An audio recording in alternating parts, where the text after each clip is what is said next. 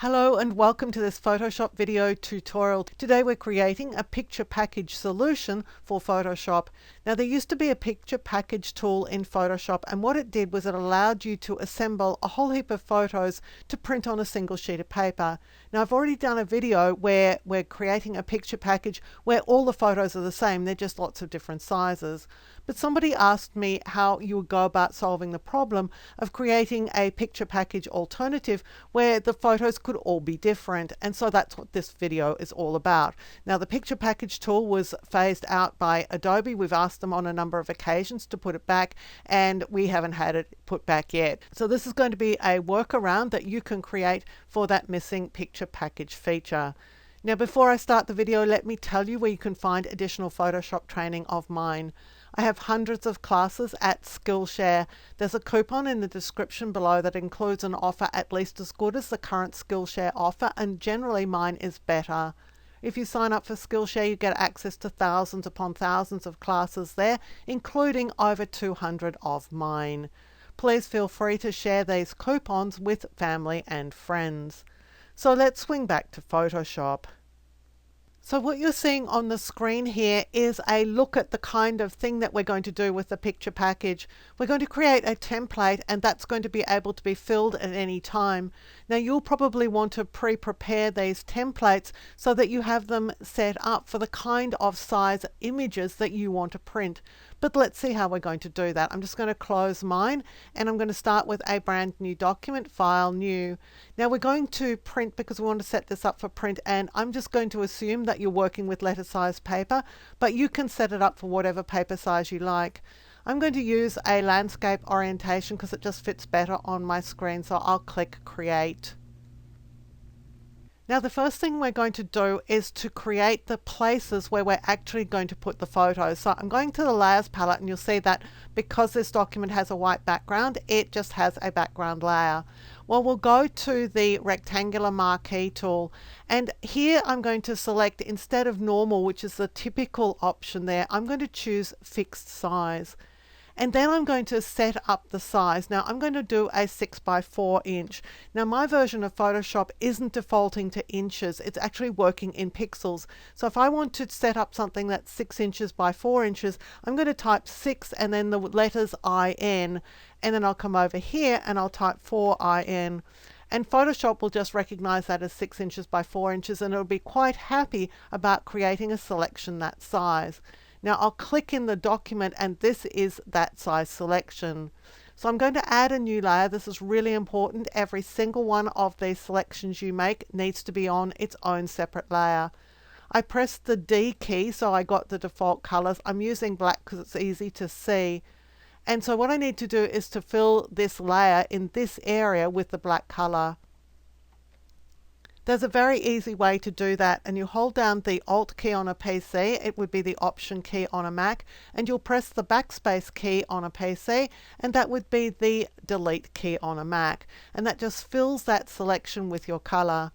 And then you're going to deselect the selection. Now you could choose Select, Deselect, or you could just press Control D on a PC, that's Command D on a Mac. Now the benefit of putting this on a separate layer is if we go to the Move tool, we can just pick this up and move it wherever we like. Now I want another 6 by 4, so I'm going to borrow this one. So I'm going to drag this layer onto the new icon here and let go. And that gives me a second copy. So this time I can move it into a new position. Now I still have some spare space here, so I could create boxes for some other size images. Again, I'm going to click on the new layer so that I can get a brand new layer to work on. I'll go to the rectangular marquee tool.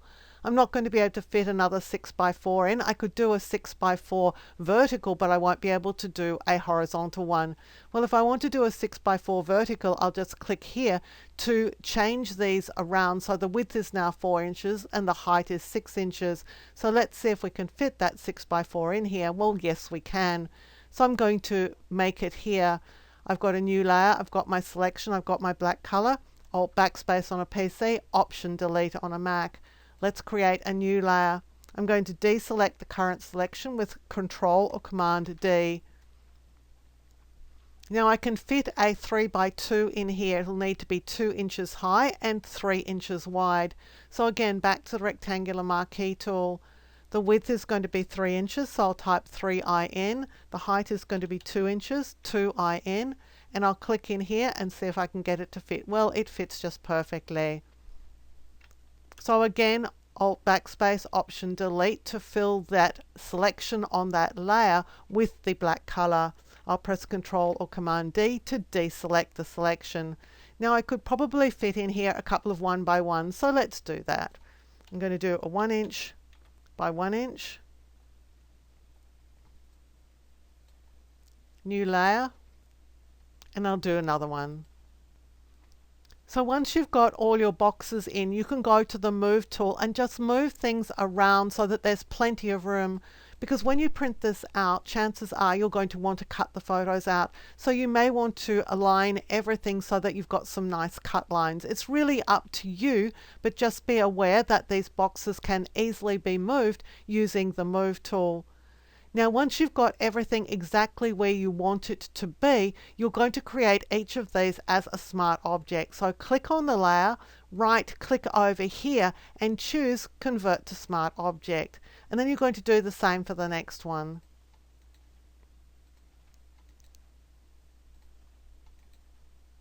You'll be able to check to make sure that you've got this right, because you'll get a little icon in the corner of the thumbnail here, and every one of those icons indicates that this is a smart object. So now that you've done this, you can save it. So choose File and then Save. And you're going to give this a template name. So you're going to call this a template, and you're going to tell yourself something about this in the title of the document, so it's going to be easy for you to find it later on. So I'm going to call this 3-4x6.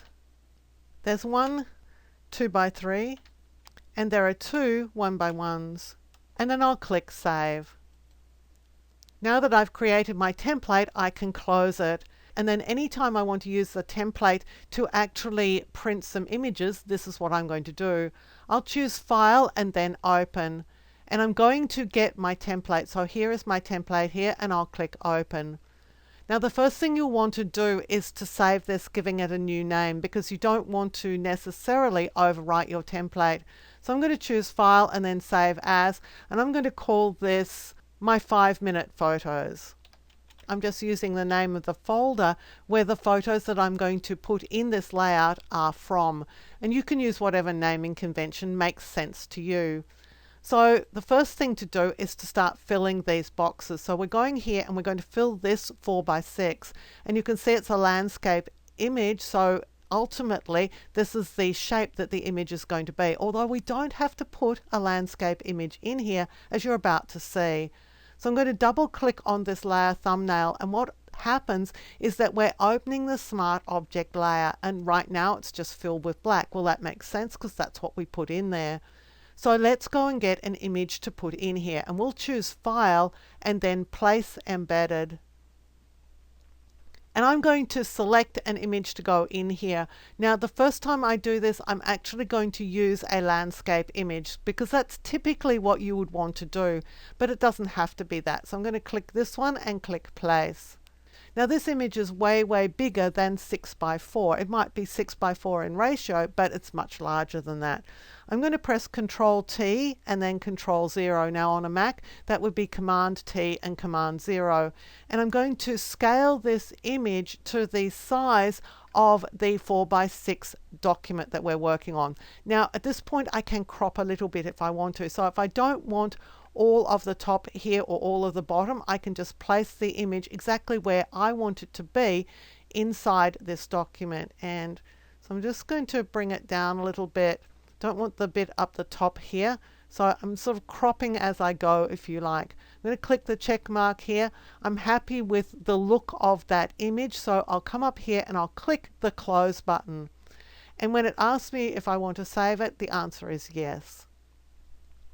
So now we come back to the document and we have a 4:6, even though that image was not necessarily 4:6 in ratio, and certainly there was more image than we actually used because we've done the cropping in the Smart Object. So let's go and get another one, and this time we're going to put a portrait image into a landscape spot. So here is a portrait image. I'll click place.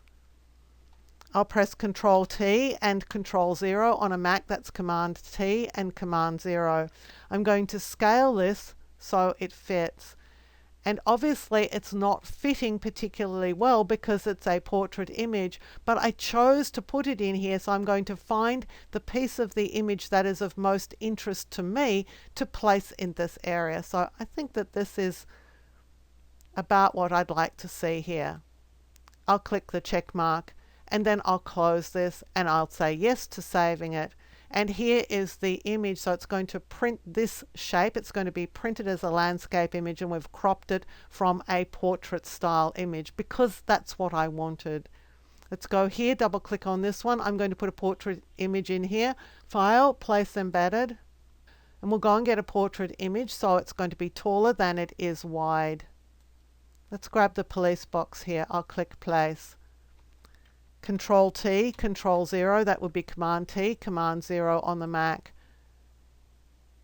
Work out exactly how much of this image we want. Click the check mark, close the document, click yes to save it. And I'm going to go ahead and just finish these last 3 images, and then we'll come back and talk about finishing off.